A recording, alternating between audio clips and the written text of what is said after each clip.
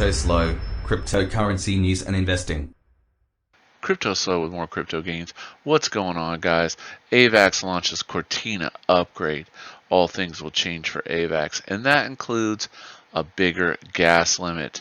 X-chain linearization batch delegated rewards increase C-chain gas limit. So what does that mean?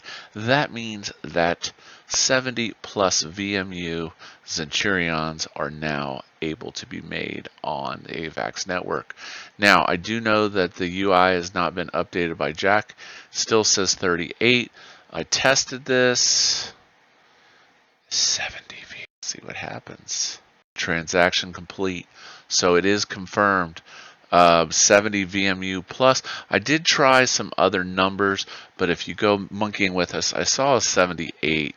You can basically tell if it's going to bomb out because the gas will be unpredictable. Like that would probably go through as a 71, but I've seen as high as 78.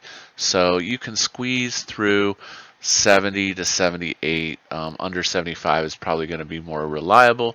Keep in mind it's going to cost more AVAX, but this allows you to basically mint proper Xenturions. I'm sure Jack will be updating the UI here shortly.